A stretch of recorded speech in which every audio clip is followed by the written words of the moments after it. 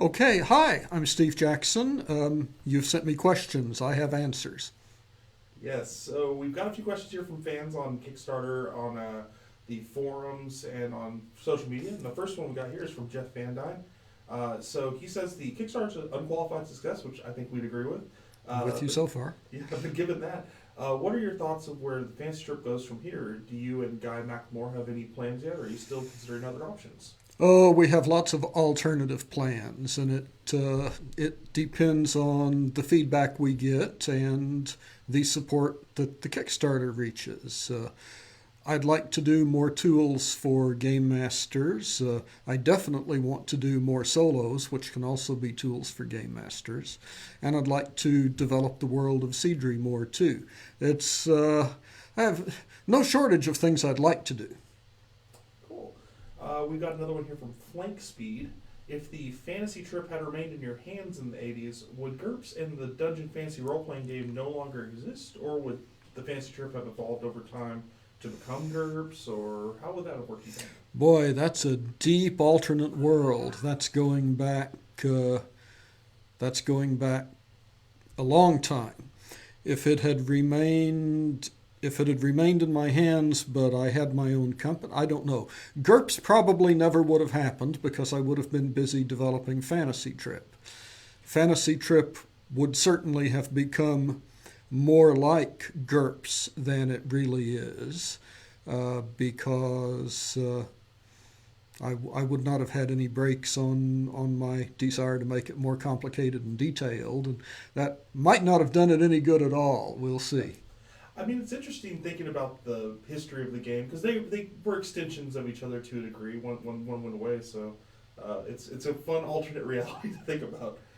We've got another one here. Turco, Steve, the flat counters, unique artwork of the original Melee and Wizard created, in his opinion, a special sort of feel that had not. It didn't have the same feel as other games at the time. Do you think that playing the game with figures such as miniatures or toys changes the dynamic of what Melee and Wizard are supposed to feel like? What a great excuse to show off the new counter layouts.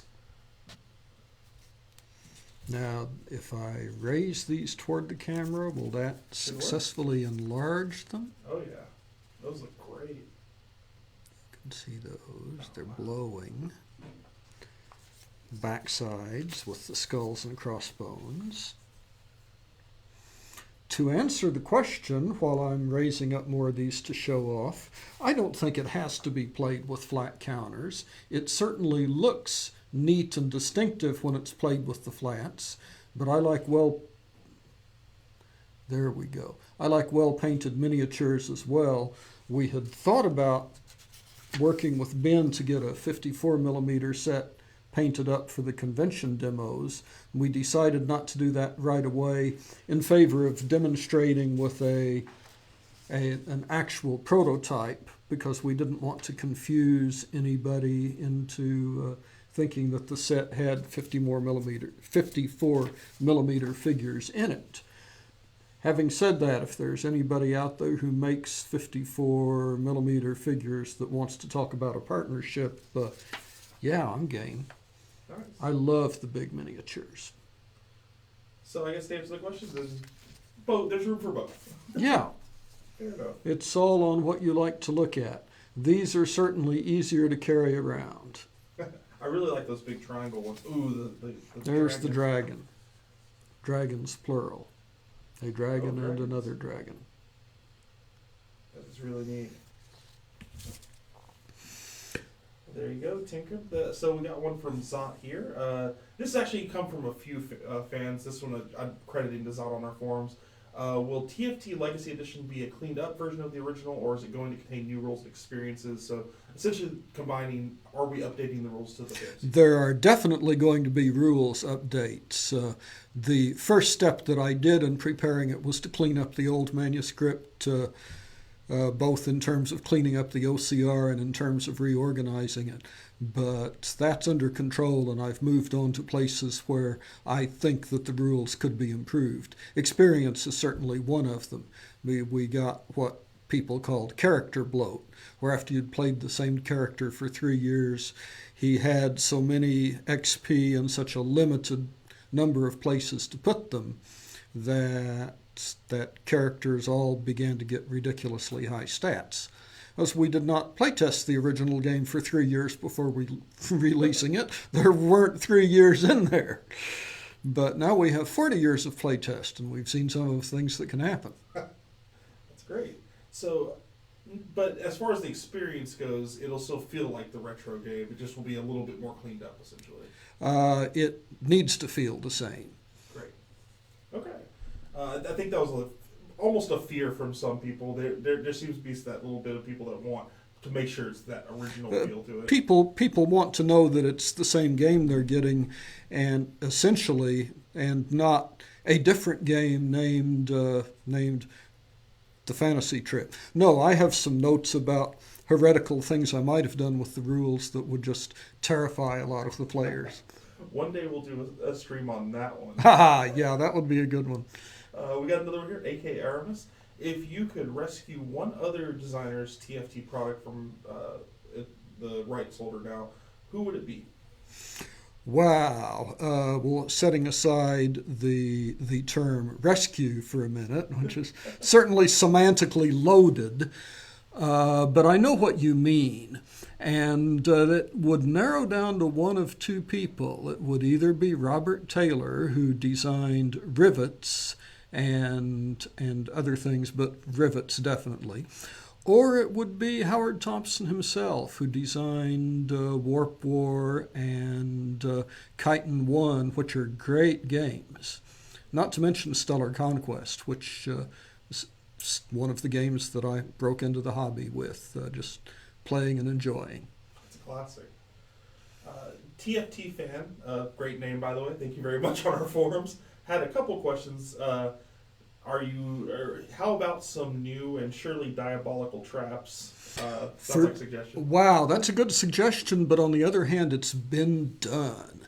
I would recommend to you the complete Grimtooth's Traps from Flying Buffalo, which has decades and decades of thought put into it by really evil people on dungeon traps. And I don't see a need to reinvent that wheel. I will just recommend to you Grimtooth. Awesome. I honestly didn't even know about that one. You Flying didn't Buffalo know? has some really great stuff. Yeah. And the second question here, any plans for or rules for large-scale battles, aka similar to Lords of the Underearth? No plans at this time. I've never even played Lord of Underearth. That came out during the period when I was trying not to think about the fantasy trip because it wasn't mine anymore. So I truly don't know. Okay. Let's see, Chris Rice, we know Chris. He's asked the question, if you could have a fantasy trip supplement for any world of fantasy fiction, so ignoring copyright, things like that, which would it be? Newhorn, Barsoom, Hyperborea, Middle-earth, something completely different? Niwan, the world of Fafhrd and the Grey Mouser is the one that I think he's trying to say there.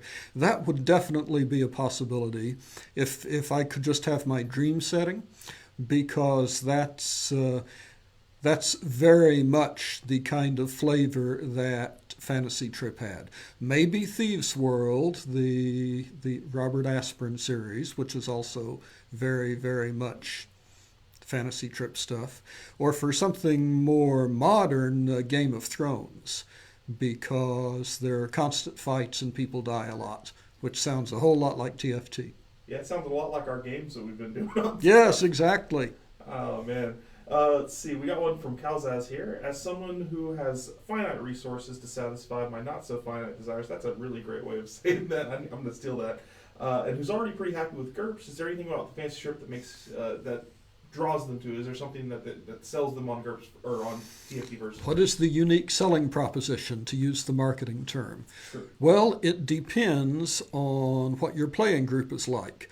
I would especially recommend TFT if you have people that you want to break into role-playing or just want to start a new campaign with, because TFT it's definitely on the lighter end of role-playing. It's definitely learner-friendly, and it's definitely starter-friendly. You saw how quickly we made up John of the Isles and Brick a few weeks ago. Of course, then you saw how they died Maybe too quickly on Brick. because combat is also quick and easy, and it's also very, very fatal.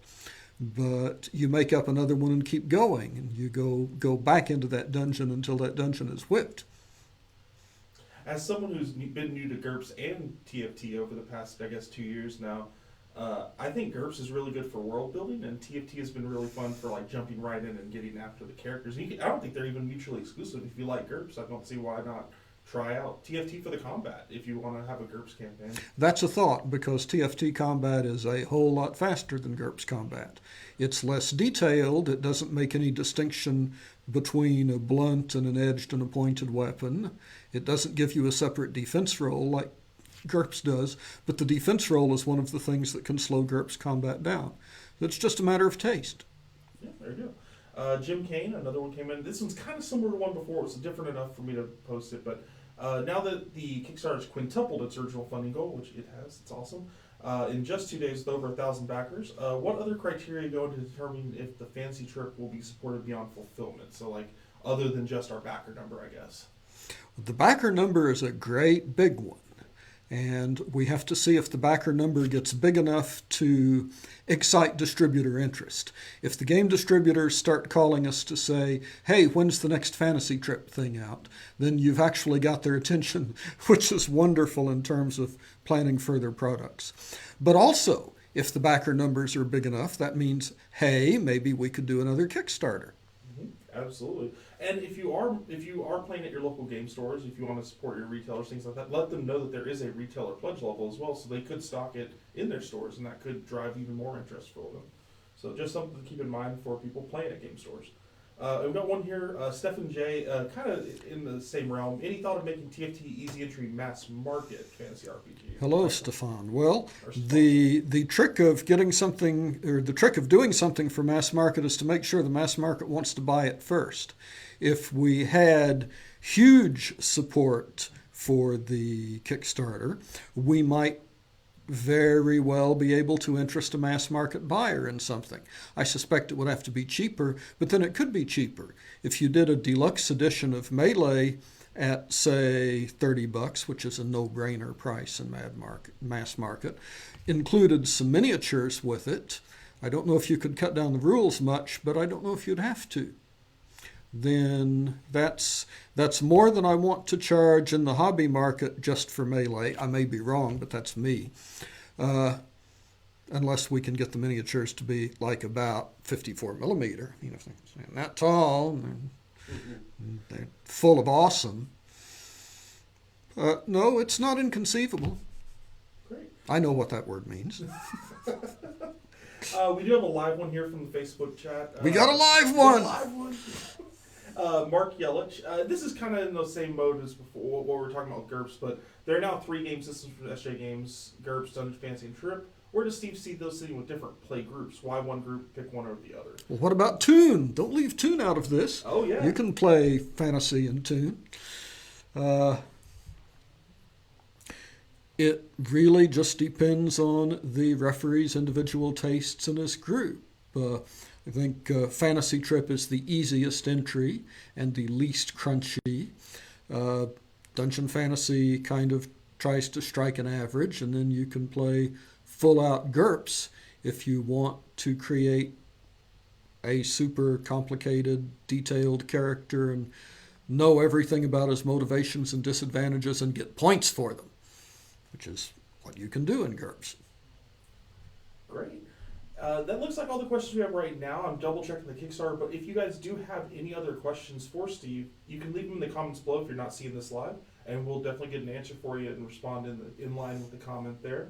But Steve, is there anything else you want to tell everyone? Oh, well, I guess just a status report. The Kickstarter has broken $117,000.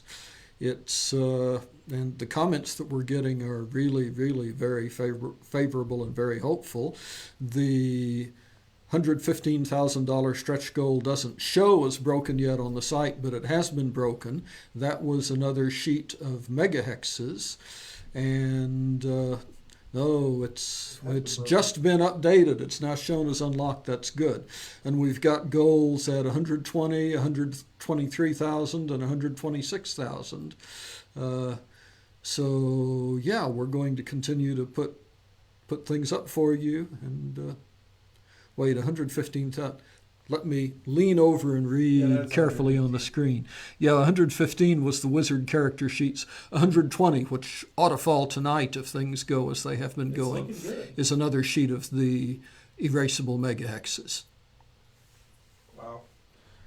And please make sure if you're on Facebook now, you can click on the link for the post. I'll link it in the comments below to share the post so we can unlock even more stuff. Yeah, please do the like on Facebook thing. That will help the campaign, and we've got another stretch goal set up to reward that. So if you're seeing this on Facebook, you're able to like it, so please do. Thank you. Alrighty. Well, thank you for joining us, Steve. Thank you guys for answering all those questions. And Good to go.